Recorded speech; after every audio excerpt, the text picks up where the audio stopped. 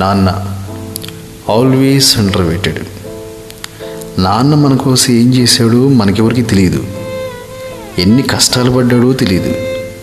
ఎన్ని పస్తులున్నాడో తెలియదు. ఎన్ని నిద్రలేని రాత్రులు గడిపాడో కూడా తెలియదు.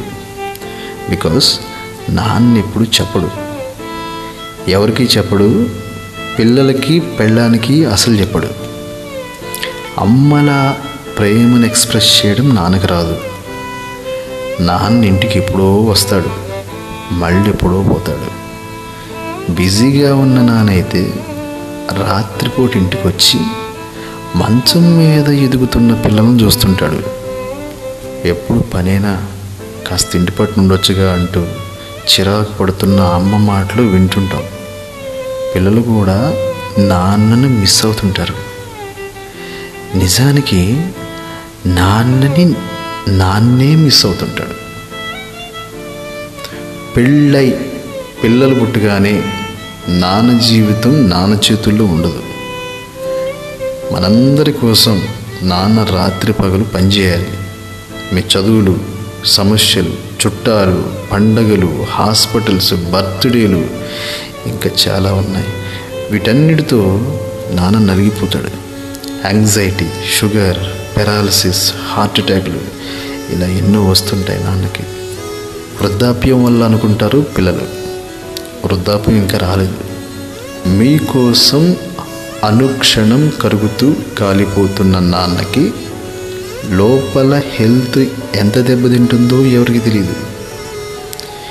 నాన్న డాక్టర్ని కలిసిన విషయం మనకు తెలియదు.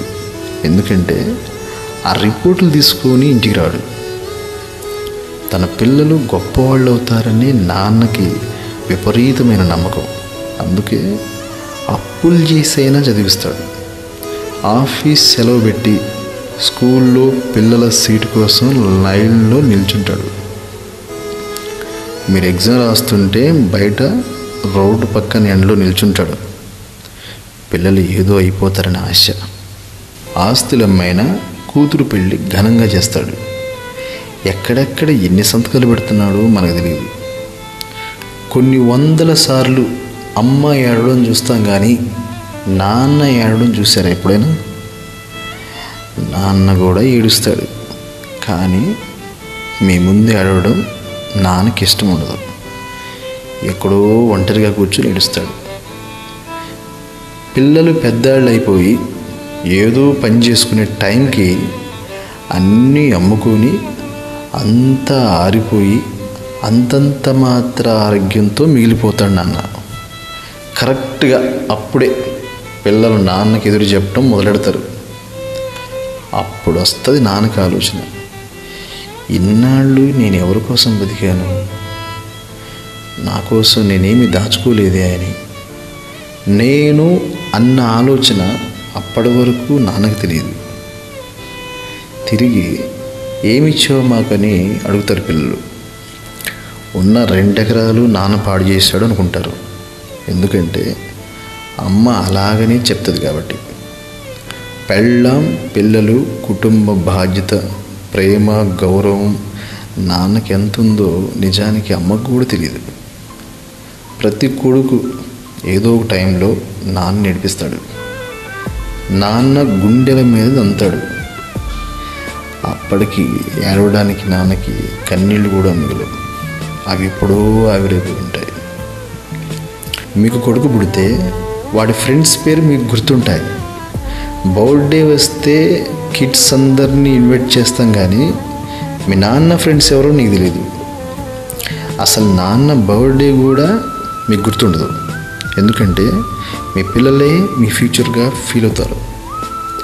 నాన్న మీ ఫ్యూచర్ కాదు, కానీ నాన్నకి మీరే ఫ్యూచర్. మీకోసమే రిస్క్ తీసుకోలేక, ధైర్యం చాలక మీ నాన్న తన కెరీర్ని నాశనం చేసుకున్నాడు. మీ మూలంగానే మీ నాన్నలో ఉన్న ఎనర్జీ నీరు గారిపోయింది. మీ మూలంగానే మీ నాన్నలో ఉన్న కాన్ఫిడెన్స్ మాయమైపోయింది. ఫైర్ చచ్చిపోయింది. ఎక్స్ట్రాడినరీ అవ్వాల్సిన ఎంతోమంది నాన్నలు జీవితంలో ఆర్డినరీగా మిగిలిపోతున్నారు మీ వల్ల. Respect your dad.